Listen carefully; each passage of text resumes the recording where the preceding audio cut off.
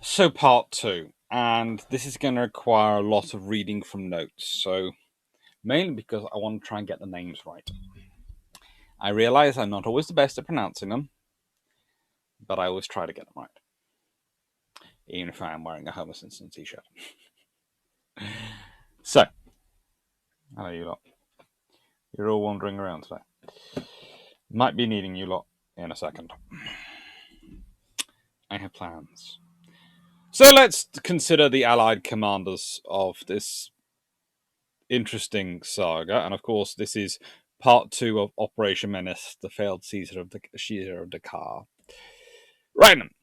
So you have Admiral of the Fleet Roger Keyes, who's theoretically the commander of joint operations, but he's only recently appointed, and frankly, he has to deal with Churchill at one point wanting to seize islands all over the world, from Portugal and various other people. He's got to deal with the Free French, the Free Polish, and the few other free nations, each trying to buy, hire whatever ships they could get hold of and load them up with troops and go various places around the world. And frankly, the most annoying of the lot is probably the next guy we're going to talk about, the Gaul, the theoretical land forces commander. I say theoretical. And you all will have to be asked to help me with one of these. The theoretical land forces commander is the Gaul. However, he's providing some region of 2.5 to 2.7 thousand troops. The British are providing some region of 6,000 in one brigade alone, plus all the supporting elements. Plus, there's the fact that de Gaulle doesn't really have anything like a staff. So, whilst he's the commander, there's then Major General Noel Owen beneath him, who is not the commander, but has all the staff, is co-located with the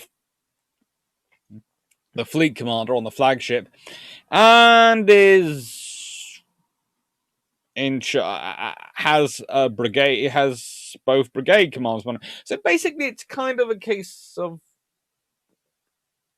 French figureheading for this operation. It really is. I know I made several points that the French were really worried about looking like they were British puppets, but this operation is really an interesting one.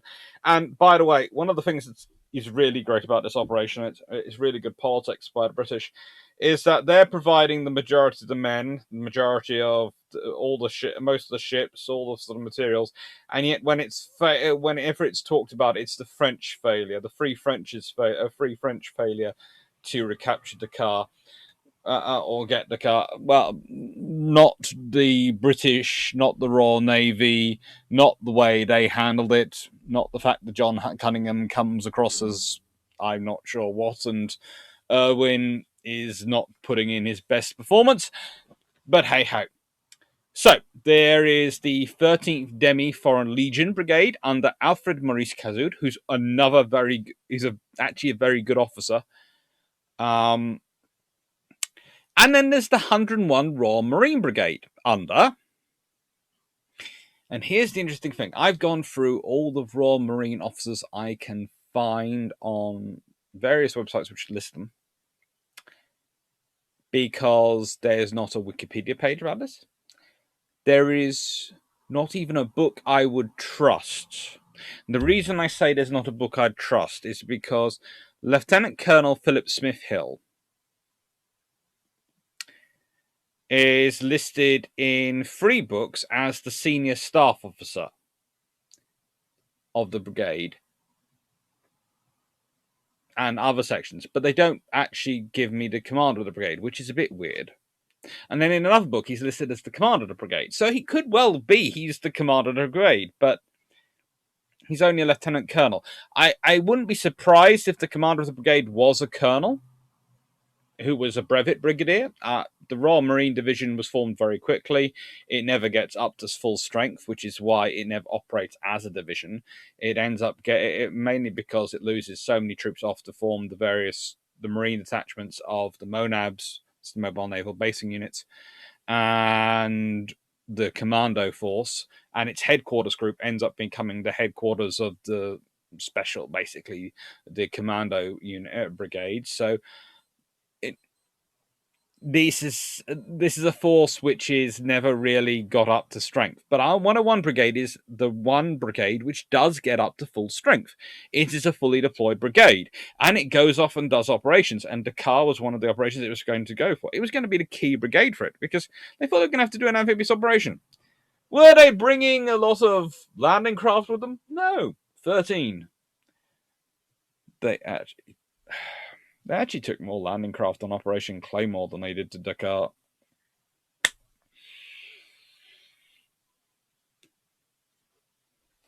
Don't get me started. Okay, we're not gonna. If I start evaluating this as an amphibious operation, I will be here for the next 2 hours, and we won't. No one will have actually finished to see this the whole way through before the live begins at 6 o'clock this evening. So I'm going to leave that, and I'm probably going to come back to several of these operations because it's not just the car; there's a few of us going on about the early 1940s global operations and just how much of by hook, by crook, by silly string, not string, silly string, they were held together. And then you have the Naval Forces Commander, Vice Admiral John Cunningham, who specifically makes sure that, okay, Charles de Gaulle first of all starts off by hiring 2 ships, taking 2 Dutch ships as troop ships. And one is going to be his flagship with his staff, although he doesn't have much in the way of a staff. And he basically has a reinforced battalion or so, maybe a couple of reinforced battalions if you want to be nice with it, in effect, once you include all the other things they've done. Very specifically, Cunningham at no point suggests that de Gaulle should join him on his flagship. In fact, to be honest, Keyes and Cunningham both seem to develop a very quick appreciation of de Gaulle, which is that he's a lot of talk, let's see if he delivers. And I think for de Gaulle, the trouble is he's nervous. He's done a Hail Mary. For, as I said earlier, it's the fight is between whether it's the theoretically, well, no, reality, the supposedly elected government and proper government of France, or the spirit of France, which won't give in. And he has jumped from a frying pan into a fire, and he's got to give a lot of bluster, a lot of land, because he's basically living on adrenaline. So I will be critical of de Gaulle because he's not I'm not his biggest fan, but I will also be honest in my appraisal that there is a reason he's talking himself up so much, because it's all he's got at the moment, talk, until he delivers something. Thank God for Chad. Anyway, the Vichy French commanders. So, you have Pierre-Francois Busson. Now, Francois Busson is an interesting character. And again, I was talking about people who have really some... How do I put this politely? Who get a bad rep when, honestly, they don't deserve it. And to my mind, Pierre-Francois Busson is one of those. He is... I wouldn't call him a Nazi by any stretch of the imagination, because he actually refuses to round up Jews. In all the research I've found, he actually refuses to use the armed forces to do it, and very much stops them doing it in his areas. He's very... I would describe him as a bureaucrat. which sounds like a put down, but it isn't. He's very much a rule follower, and in his mind, this is the elected government of France. As long as they don't do anything which is illegal, I am going to follow it. And they are the elected, they are the government of France. So therefore, that is why I'm defending France against the Free French, who are not the government of France. They do not reflect the people because they have gone off and made, to his mind, they're traitors to an extent. And then in 1943, when he sees which way the world is going and also sees what's happening to France, 1942, he hands over. He joins the Allies. He switches to the Allies, and switches to the Free French. And then in 1943, he's got rid of, and he's sent to jail, and all these things. And I sit there and go, in a way, they're putting him in prison and putting him on trial, like the Vichy French did de Gaulle, just because he's on the other side, not because he necessarily did any collaboration or anything.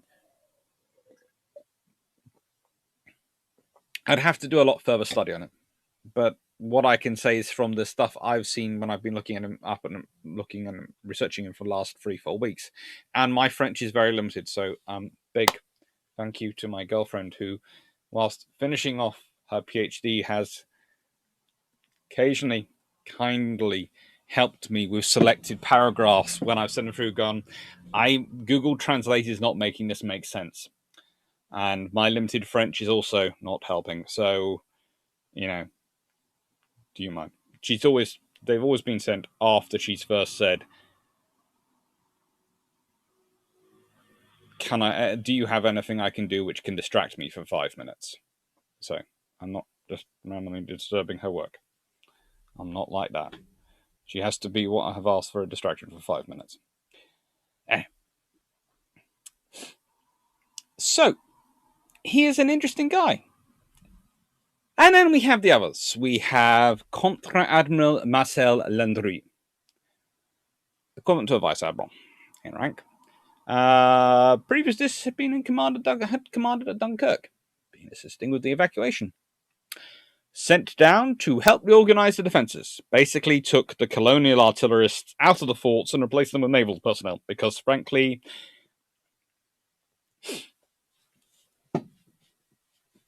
Rickaloo wasn't going anywhere.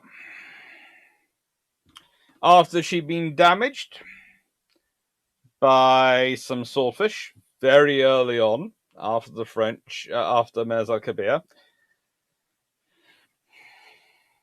she wasn't going anywhere. So they used a crew from her and from things to reinforce and take over the artillery. So there's some very lovely ship guns in the forts, which we'll get to in a bit, which she used. Then there's Rear Admiral Celestin Bourragu. Brought a squadron of cruisers south. Failed to get to the Congo because ran into HMAS Australia and some other Royal Navy friends going, hello! Lost one ship and took the other two into Dakar. Not doing a bad thing. I would say it made a sensible decision, but Darlan doesn't like him. Really doesn't like him. So Rear Admiral Emile Lecoux is sent out. He'd lost ships at Menace al-Kabir, so didn't have any love for the British either at this point. So this is the Vichy French commanders. You have a bureaucrat who's going to follow the rules, and he's being reinforced. Now, honestly, here's the interesting turn of fate.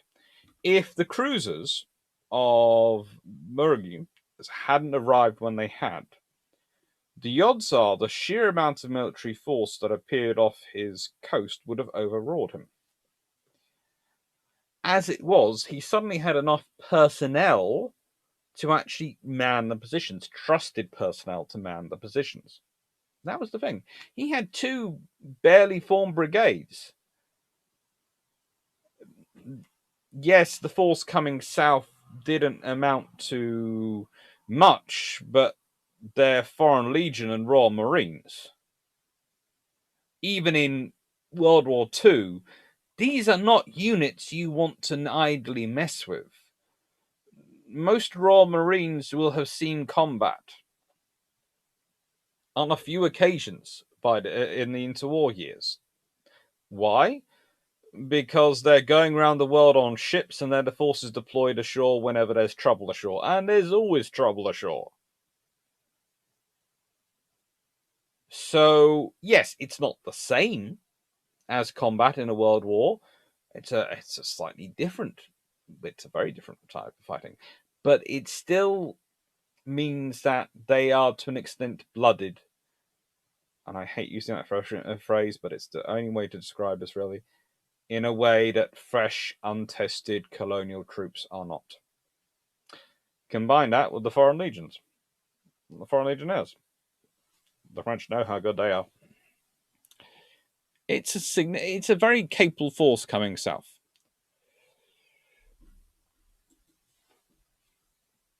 So, here are the Allied forces. Aircraft carrier, HMS Ark Royal. Yeah. Battleships, Barham and Resolution. Heavy cruisers, Australia, Cumberland and Devonshire. Light cruisers, Dragon, Delhi. Originally, Australia wasn't coming. Originally, it was going to be Fiji. Fiji gets torpedoed en route. She has to go home. So Australia has to charge down from the home fleet. And the thing is, she managed to go fast enough, she actually overtakes quite a lot of the force. Hence, ending up having the fun she does. Destroyers. Echo, Eclipse, Escapade, Faulkner, Foresight, Forester, Fortune, Fury, Griffin, Greyhound, and Inglefield. All cool. Some sloops, Bridgewater and Milford. Merchant ships. There was a single British one. I'm not sure about its name. One of those things that I was looking up going, what's its name? And sometimes you look around and you spend a couple of weeks looking around and you go, oh, I'll just look on Wikipedia and see that. That even didn't have its name. So not even the people who've been searching for Wikipedia links, who usually are fairly good at finding stuff on the internet, have been able to find it. One of the interesting things about the car is my big book on amphibious operations really doesn't mention it. If it did, I'd be far happier. Hang on. Let me get out so I can show you this. You can't see from there, but this big book of amphibious assault, maneuver from the sea, skips over Dakar completely. And in a way it shouldn't, because it's got Sea Lion, Claymore, Gauntlet, Archery, Anklet, Ironclad, Chariot, Jubilee, Watchtower, Torch, Land Crab, Husky, Avalanche, Devon, all these other operations there. But it hasn't got Operation Menace. Of course, it's free French, but you know. So, command the Free French forces are, I'm going to call them sloops. Other people less charitable would call them patrol vessels, but I'm being charitable. 4 free French ships and 2 Dutch ocean liners, Westernland and Panland. And so this was the force which was going to bring. Britain took 4 transports. France, the Free French, provided 2 transports. So there's 6 transports of personnel. There are 5 merchant ships with supplies. This is a fairly large force.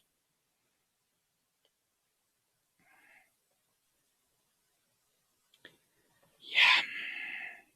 And the Vichy Forces involved. Well, first of all, I want to show you this. So, to this for a second. Right. That is the Vernon Land, which apparently is a semi-dreadnought or a pre-dreadnought in most of our languages, probably. And its main battery, and possibly its secondary battery as well, there's a bit of a debate about that one in some of the sources, which I find rather strange, because you'd think they'd actually know. But I think possibly what it means is that probably a little bit of the secondary battery ended up maybe a couple of guns rather than all of it, and that's why there's a debate. But I'm sure someone who's done far more research on this, well, who's actually managed to go there, that would be the cool thing to do. That would be how you'd find out.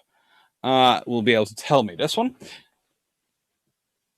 But the light cruisers George Lear and Montcalm, only two of the 3 light cruisers which have been sent, actually made it into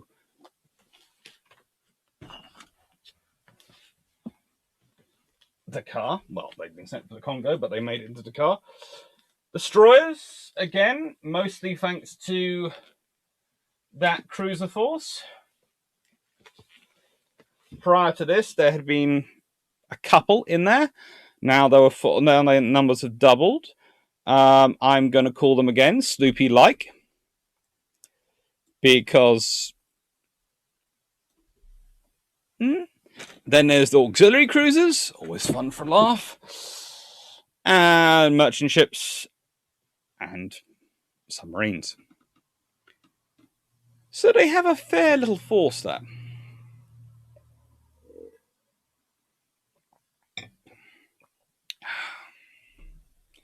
It certainly is a fair force. So, what happens?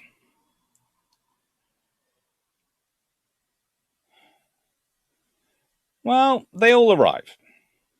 They all get there. The British fleet arrived at Dakar on the 23rd of September to find Dakar incredibly flogged in. And the interesting thing about Dakar is it is an isthmus. It's kind of like Cornwall in that way. It sort of juts out into the sea. Now, they start organizing themselves off, and first things first is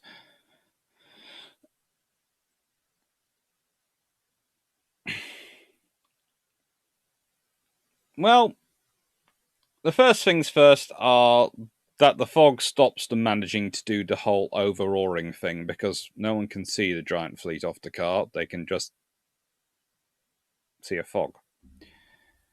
And the first thing they then get on with is they launch a plane with some pilots aboard. 2 actually local aircraft off the Ark Royal's flight deck with 4 Free French airmen. They land at Oakham, which was 3 miles from the town. They are meant to make contact with people and try and win them over to the Free French side. Instead, what they do is they get met by the commanding officer, who talks to them. They promptly decide to take the officer prisoner, laid out a success signal for Ark Royal's planes, and then promptly got arrested by the guards of the camp and the airfield.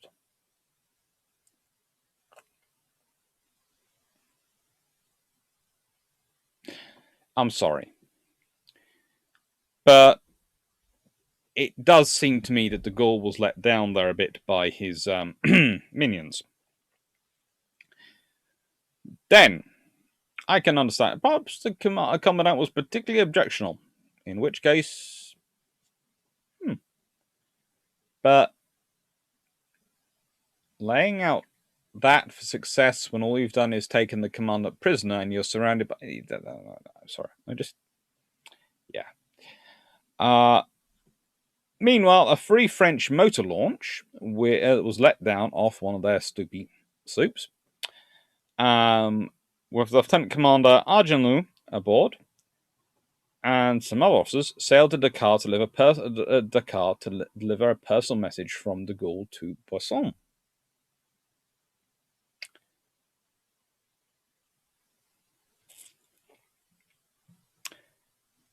With all this going on, the cover the British were providing was dropping leaflets on the town, and de Gaulle was going to broadcast on radio. The idea was that this would induce the French ashore to give in.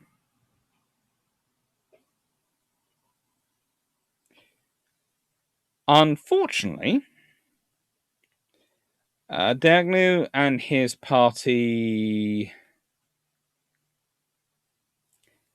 bumped into Admiral Landrieu on purpose.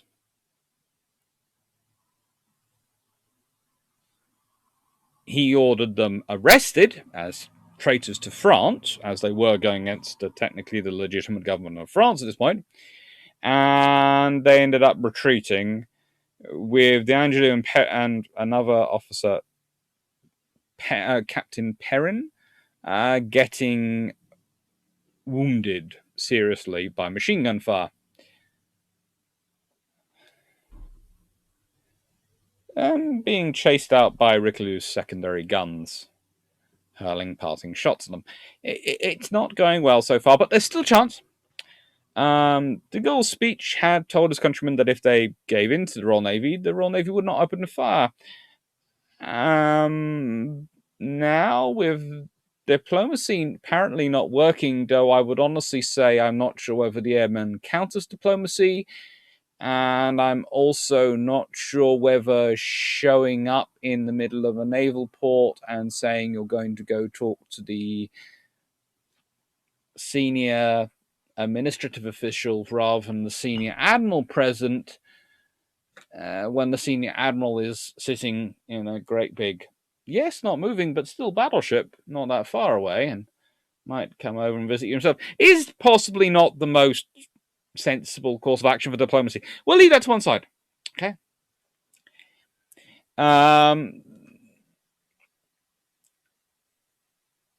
De Gaulle then makes another broadcast and warning that the Royal Navy would train its guns at Dakar if the defenders did not surrender. The French ashore responded with gunfire from the coastal batteries. And tugs managed to maneuver Richelieu so that its forward-mounted 15-inch guns could also fire. Those forward turrets, those batteries on the land side, of course, were the guns taken from the Danton-class semi-dreadnought Venegat. She had 4 12-inch guns in 2 twin turrets and 12 9.2-inch guns in 6 twin turrets. So, whilst I don't think she has all the 9.2 inches down there, I think there's a significant firepower sitting down there as well.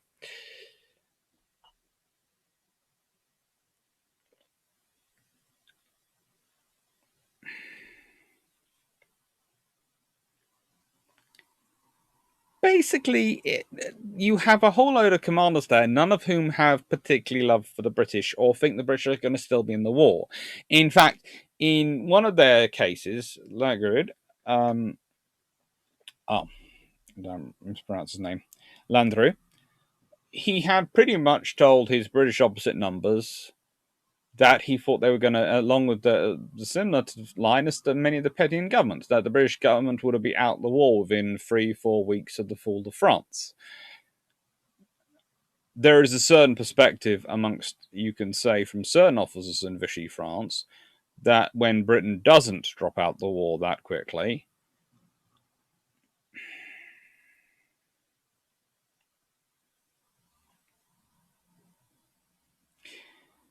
it's probably complicates matters for them because they are their allies, so there's probably a part of them thinking, good for them, go on, keep fighting if you can. There's also another part of them probably sitting there thinking, did we give in too soon? How come you haven't fallen? What hasn't happened to you? What? And this all sorts of. It's a complicated scenario for the French, the Vichy French and the Free French, and this is part of the issues for them. It's not so much as simply, to be honest, the occupation of Norway and these sort of things, and Greece make it easier in a way for those governments because it does make it a straightforward scenario. At the same time as all this was going on, two of the submarines, Persei and Ajax, put to sea to try and attack the attackers.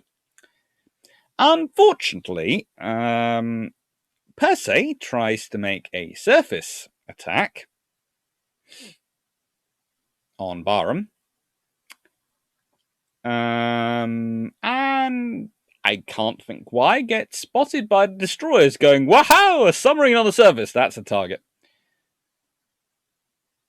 John Cunningham then gets involved in diplomacy and signals, why are you firing on me? I'm not firing on you. The response comes, retired 20 miles distance. The British responded with gunfire of their own. Diplomacy does not seem to be these guys' fall for it. At a range of roughly 6,000 yards, Barham opens fire on the French forts with her 15-inch guns. She's, of course, a Queen Elizabeth class battleship. Not modernized, but still quite good. But some of the shots hits the town. This is the thing. Battleship accuracy is good in that it will hit another battleship at a significant range.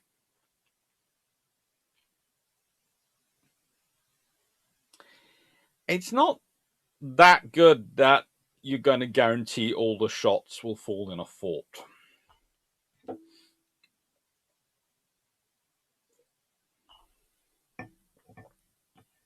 Luckily, they are armor-piercing rather than high-explosive shells being fired, so actually the damage they probably caused to the city was probably minimal. At 11:15 that morning, well, there's some firing back, and there is a 9.4-inch shell, or 9.2-inch. There is a dispute again over the second, over where it's 9.4-inch, but if it comes from the secondary battery of the Verdun, it's a 9.2-inch. But there is this debate, but we're not going to get into that debate of what the guns are.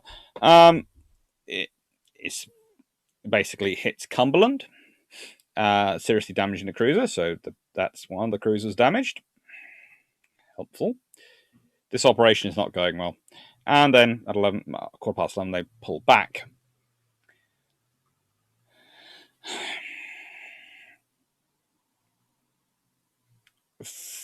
From the fighting at this point, de Gaulle seems to believe that the Vichy men, the French ashore, were intended to put up nothing more than a brief fight for honor and then surrender. But the point is, the only way then for them to surrender would be for you to storm the harbour, and that was not going to exactly be easy.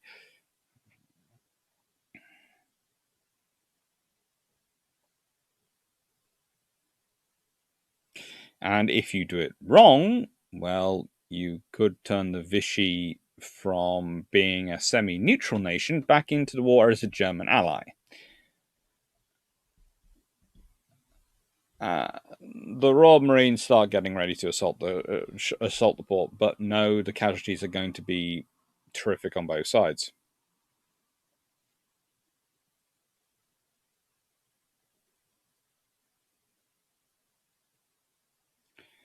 So de Gaulle says this: up to now, we have not made an all-out attack on Dakar.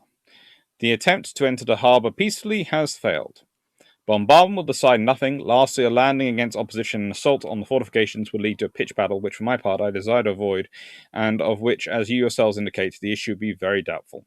We must therefore, for the moment, give up the idea of taking Dakar. I propose to Admiral Cunningham that he should announce that he is stopping the bombardment at the request of General de Gaulle, but the blockade must be maintained in order to not allow the ships now at Dakar their liberty of action. Next, we shall have to prepare a fresh attempt by marching against the place by land, after disembarking at undefended or lightly defended points, for instance at Saint-Louis. In any case, and whatever happens, Free France will continue. The British agreed. While Cunningham and de Gaulle plotted a next move,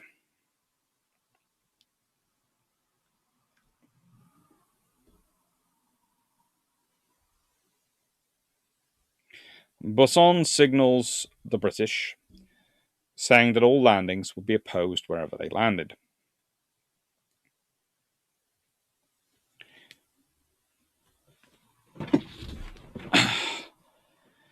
So they do attempt to try it out. They land some. Again, some sources talk about Free French Marines, which possibly they got from Egypt, yes, but I'm thinking were more likely foreign legionnaires, but it could be one of the at a small port at Rufisque, a small port on the side of the bay, 10 miles east of Dakar. The port was not really deep enough for the British to get in the heavy equipment.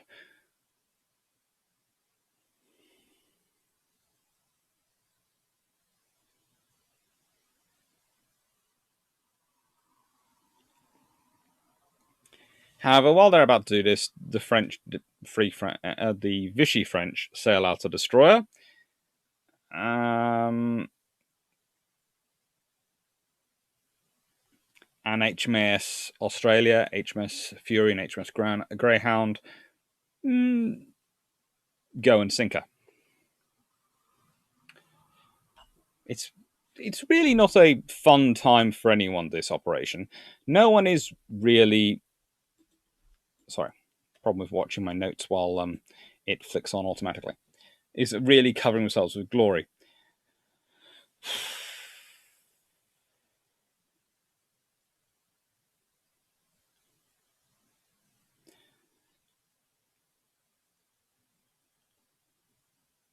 At 5:30 p.m., the Free French land their forces at Rafik, and the Vichyite the French ashore reply with 4-inch gunfire from batteries, and the Senegalese troops actually firing machine guns at them.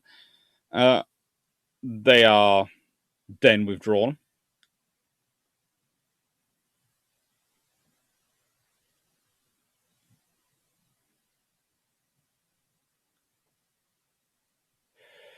And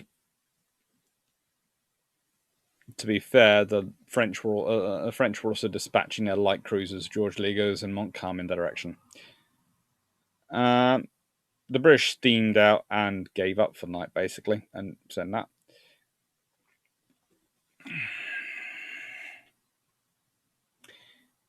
At 9 p.m. that night, the commanders are probably considering giving up, but Winston Churchill gets involved, saying, "Having begun, we must go on to the end. Stop at nothing." At 11:45 p.m., so they decide, and they send another message to Boisson, Landru, and the inhabitants of Dakar. This time, the British told them that the Allies had to seize Dakar at all costs and demand an acceptance of the terms by 6 a.m. on the 24th. Then everybody waited for the Vichy answer. It came 4 a.m. 4 a.m. Boisson rejected the British demand. He would defend Dakar to the end. And this sets up a slocking fight, which involves the French Air Force with Glenn Martin bombers trying high-level attacks, the British losing Swordfish, attacking the various French cruisers they maneuver, Bar and Resolution trading salvos with the forts and Rickaloo for 40 minutes, before fog and basically smoke just make the French completely impossible to see. It's something like 400 rounds of ammunition, 15-inch ammunition are fired, and they failed to silence the troll batteries entirety. And so they withdraw.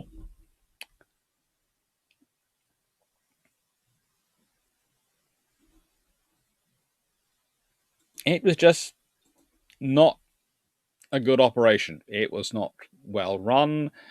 It was not well planned. And it was entirely based on the hope and the prayer that they would rally to de Gaulle. For the Allies, the loss was actually all those ships being damaged. Australia is damaged. Cumberland is damaged. All these ships have damage. They've lost 6 Swordfish over the whole operation. That's annoying. They're actually useful. But it's swept under the rug. There's other operations going on. There are successes grabbed and grasped, and these things help.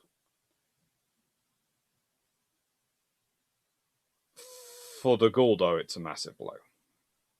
his entire selling point to the British, to the Allies, had been that he would rally the French to his cause, to the cause of free France, to the spirit of France. And it didn't work. And it's arguably so that the car and the failure of Operation Menace is what causes so much trouble internally in the Free French. The Gaullist faction, the Leclerc faction, all the other things that emerge as the war goes on, and the various different factions, and the fears over Delan and all these other issues, and the treatment of people like Bosson.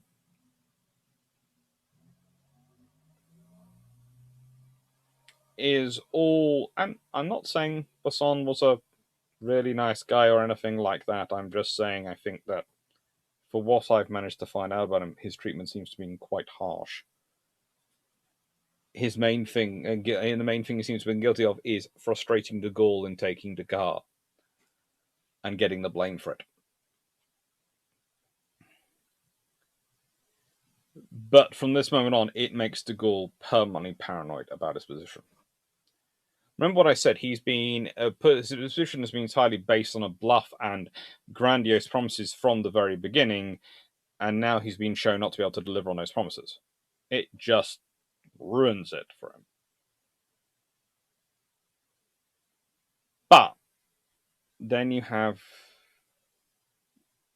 the Chad area, then you have the successes in Gabon under Leclerc, you have the very able governor of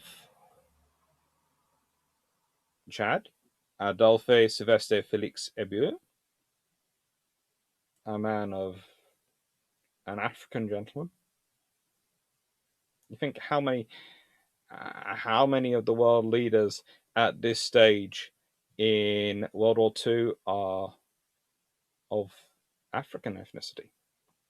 There is one of the best politicians, best and most able administrators in World War II, arguably, Adolphe Sylvestre Felix Ebu. And the trouble is, if Bosson and the others had actually gone over to de Gaulle, this is the interesting thing. If they had gone over to de Gaulle, the British would immediately had a very senior admiral, Landreau, who they could make the head of the Free French. They'd have a very senior administrative official who's recognized, a very, very senior one, who runs the entire border of Africa. Bosson. In fact, arguably for de Gaulle, for the fall of Dakar, if they had joined the Free French, would have been a nightmare for him. He'd have lost his preeminence immediately. He'd have had to form a cabinet. And it would have had to include those senior people. For the Royal Navy, been great. They'd have got an extra battleship. They'd have got Rickaloo working within. That would have basically been priority number one: Free French battleship. Woohoo! Those cruisers would have been mighty useful as well. Some extra destroyers. Ooh, some submarines. Unfortunately, the handling of Mers el Kabir had caused that one. And made this more complicated. A, the fact that it ended up with firing, and B, when that firing had been done, it hadn't been, in a way, pursued aggressively enough to leave the French scared of them. So, where else to find me? Twitter, at AC_Naval History, Patreon, AC Naval History, and Global Maritime History. Because I forgot at the beginning, please do press the subscribe button down below if you liked, and maybe tick the bell as well. Then you get told when you get more videos come out. Anyway, take care, and hope to see you later at the live.